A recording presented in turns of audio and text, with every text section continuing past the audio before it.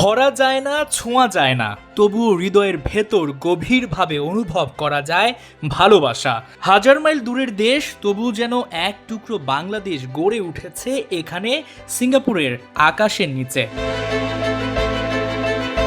কেউ বসে আছে ঘাসের ওপর, কেউ দাঁড়িয়ে ক্লান্তিহীন অপেক্ষায়, কেউ বা বাড়ির বারান্দায় লাল সবুজের পতাকা উড়িয়ে জানিয়ে দিচ্ছে আমরা আছি, আমরা পাশে আছি।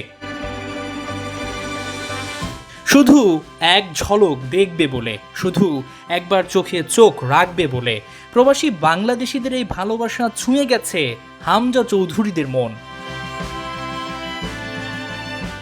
প্র্যাকটিস শুরুর অনেক আগেই শুরু হয় অপেক্ষা, সময় যেন থমকে দাঁড়ায়। আর যখন বাংলাদেশের টিম বাসটা গেইলাং ট্রেনিং গ্রাউন্ডে ঢোকে, হঠাৎই যেন প্রাণ ফিরে পায় চারপাশ।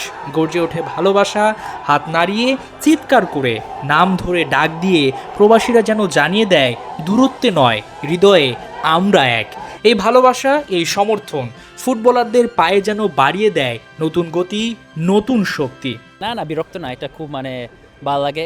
ওই সাপোর্ট যে পাচ্ছি, এমনি একটা প্র্যাকটিসে আসতে সব বাংলাদেশিরা যে সিঙ্গাপুরে আসে, যে আমাদেরকে সাপোর্ট করতে আসতেছে, এটা খুব ভালো লাগে। আই থিঙ্ক ওইটা সবার মুড একটু লিফট করে, একটু এনার্জি দেয় আরও, আর একটু মোটিভেশন দেয় ওই ম্যাচ জিততে, যে একটু যেতে হবে। এই এত পাবলিক, এত দেশের মানুষ আপনাকে আপনার নাম ধরে চিৎকার করছে, টোটাল টিম একটা মনে হচ্ছে যে দেশে আছে। সো এটা অবশ্যই কাজে দেবে, যেটা আমাদের হয়েছিল লাস্টে। আমরা হংকংয়ে দেখছিলাম যে একই এনভায়রনমেন্ট, দেশের বাইরে ছিলাম, বাট কখনো মনে হচ্ছিল দেশের বাইরে আছে। ভিয়েতনামের অধ্যায় পেছনে ফেলে নতুন গল্প লিখতে সিঙ্গাপুর অধ্যায়ে বাংলাদেশ। দ্বিতীয় দিনের মতো গেইলাং ট্রেনিং গ্রাউন্ডে ঘাম ছড়িয়েছে লাল সবুজরা। দলে নেই অনেক মুখ, আবার ইনজুরির কারণে অনেকে থেকেও নেই, তবুও থেমে নেই স্বপ্ন। চাপকে পাশে সরিয়ে চোখে শুধু লক্ষ্য, দেশের জন্য, পতাকার জন্য, মানুষের ভালোবাসার প্রতিদান দেওয়ার জন্য। আই থিঙ্ক আমরা অনেক ভালোভাবে শো করতে পারবো, পারফরমেন্স দিতে পারবো। ইভেন আমরা যে ওই ভিয়েতনাম ম্যাচে হাইন্ডসাইডে যদি একটু দেখি, এত খারাপ ছিল না, 3-0 একটু হর্ষ ছিল। জাস্ট টুকটাক মিস্টেক, বেসিক জিনিস যে আমরা আরও ভালোভাবে করতে পারি, পুরা টিম, দ্যাটস দ্য ডিফারেন্স। আর ওইটা আমরা শিখতেছি যে football is a game of 1 or 2%, ওইটা হলো ডিফারেন্স।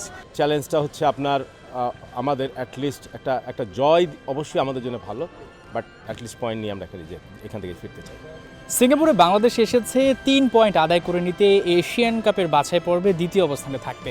বাংলাদেশের লক্ষ্যেই আছে, তবে লক্ষ্যটা আরও বেশি শক্তপোক্ত হয়েছে যখন প্রবাসী বাংলাদেশিরা বাংলাদেশের ফুটবলারদের যে ভালোবাসা দিয়েছেন। তাই এখন কিন্তু এক প্রকার বাংলাদেশের একটা আলাদা শক্তি এবং সাহসের জায়গা তৈরি হয়েছে। আর এই শক্তি সাহসী কিন্তু বাংলাদেশকে একেবারে উজ্জীবিত করে ফেলেছে। দিন শেষে যদি বাংলাদেশ ম্যাচটা জিততে পারে, তাহলে প্রবাসীদের জন্য হবে এই জয়টা দারুণ একটা উপহার। হাসান সজীব, ৭১, সিঙ্গাপুর।